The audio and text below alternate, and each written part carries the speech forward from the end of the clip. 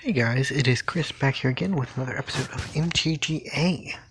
Playing some brokkos today in Standard Brawl, and we will be playing against... Who are we playing against in this one? My memory is a little foggy, but I can see it there on screen. Dawn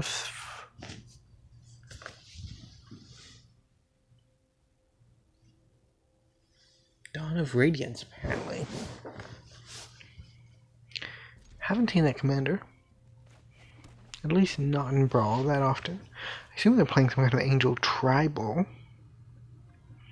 We're playing brokkos with a couple of mutate creatures and mainly a control package. Lots of tutors. We have what is it called? The Ultimatum, Emergent Ultimatum, Baja's Oracle. A lot of those big payoffs for the Sultai deck in Standard. And that's our goal. Ramp into it. brokkos is a recurring threat that serves as our backup plan. And we can also just win the game by doing things with a bunch of good Sultai cards. However, our opening hand doesn't really have a black mana source in it. No swamps for us. Luckily, our Beanstalk Giant can find a black source. So we aren't dead in the water. Because I don't remember making this deck very well. And I may have actually played it on Brawl before. I don't think I did. I think I would remember writing something about brokkos. But this is... I'm pretty sure this is the first time it showed up on the channel. Our hand is full of 4-drops. Not good for us.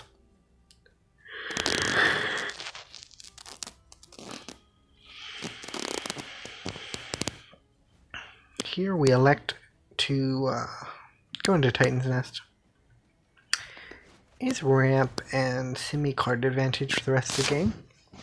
Both of which are things that we want for our end game. I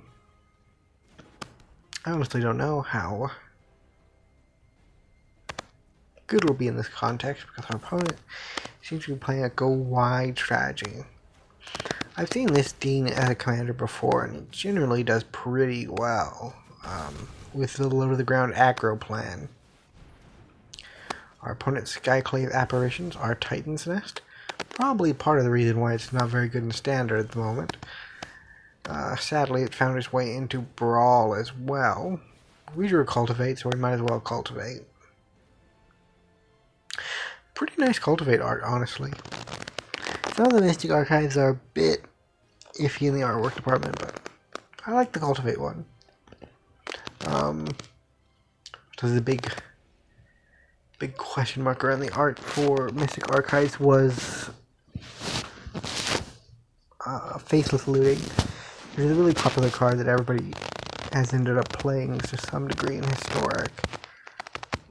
Artwork's kinda not there for me. It's not awful artwork, it's just a little... I don't know, I really like the original Faceless Looting artwork. I'm about to say I started in the Innistrad block. My first packs were Innistrad. Then I think my first major Magic purchases were back in the day they were called Fat Packs. I got a Fat Pack of Dark Ascension and a Fat Pack of Avacyn Restored, both of which were okay sets. I mean, Dark Ascension wasn't that great, but had Rithengard Bound and Elbereth the Binding Blade, both of which they're the same card, but they're really cool demon. 13/13 Flying, Intimidate, Trample. Whenever a player dies, they get 13+1/+1 counters. Pretty cool. But yeah, from the Avacyn Restored one, I ended up drawing Gisela the Broken Blade. And I'm pretty sure I ended up running a couple of fatal pushes in the standard deck I was playing with at the time to kind of help me draw into my cards. Because when you're playing, when you're playing high school tabletop Magic, you don't end up having a lot of the cards. Now, speaking of not having cards, as you can see in the gameplay footage here, I'm Grim Tutoring here. What I'm Grim Tutoring for is a Wrath. In theory, this deck should have 2 Wrath. It should have a copy of Shadow's Verdict and a copy of Extinction Event. However, in my infinite wisdom and apparent lack of common sense, I did not actually put either of those cards in the deck, even though they'd both be excellent in the deck. We will rectify that for game 2. But yeah, this is probably just a pretty bad deck, to be honest. It was a fun and neat concept to brew around. Like, I look at the Emergent Ultimatum, because of the land choices I made, we can't actually get it because it costs 1 more green than we have. Because the middle color is the tricolor in the mana cost, and that's green. Sadly, we don't meet the requirement, so we ended up just getting Cure Best of Sea God. I don't think it'll be very relevant here. Yeah, with our blocker destroyed, we're pretty much on death's door, so we decided to concede up the match. Partially out of abject shame from the fact that we don't have in our deck any way to deal with creatures. So here we are on the waiting for server screen. It's a lovely screen, and if you played a lot of Magic the Gathering Arena, you're familiar with it. We do escape it to go to our deck list here, and gonna search up black sorceries, well, black rares from Zendikar Resurgent and Ikoria Lair of Beasts, even though I missed it the first time. Yeah, we're not on Strixhaven. It's Zendikar Rising. And they're the things we want. There's Shadow Verdict. And there's Extinction Event. Remove brokkos' little flavor card. And probably the Voyage as well. We don't have a lot of creatures that share this creature type. We're more of a controlling shell anyway, so it doesn't really matter if we have a decent reanimation spell or not.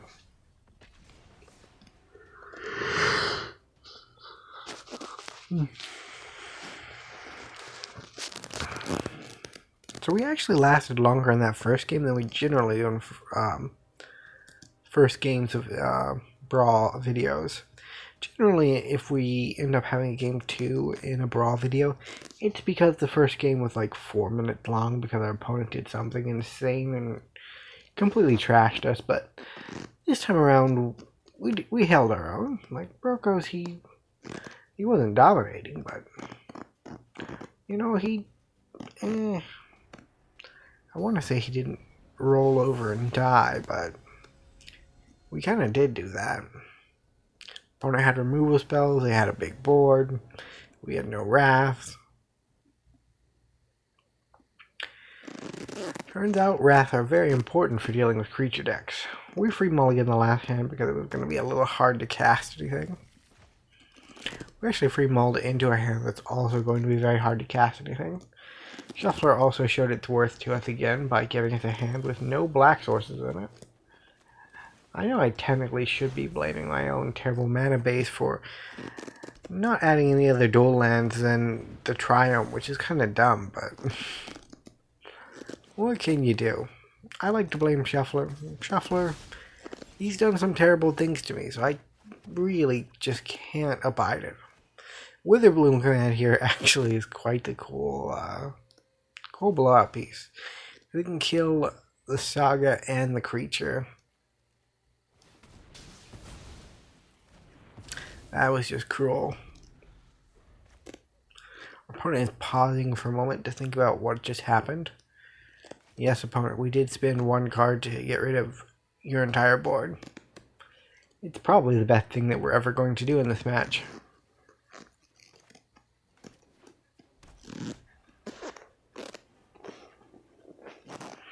There comes Helion. We can follow this up with a Signet. Signets are good. Ramping is good. 6 mana means that we can play at least 3 of the 4 of the spells we have 3 of the spells we have access to. I was for some reason counting a forest as a spell, but forests are not spells, they're lands. And that's not going to change as far as I know. I mean, I guess you could say that Dryad Arbor is kind of a creature, but... Well, it is a creature, but it's not really like a spell, you know?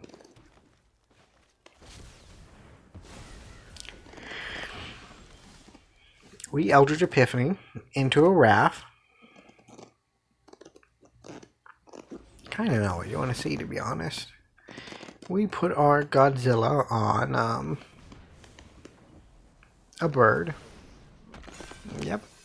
That bird just mutated into Godzilla. Ikoria with a weird set. Just imagine tiny bird. Next thing you know, it's a space Godzilla. Honestly, not that entertaining of a thought, but it is, for some reason, hilariously funny.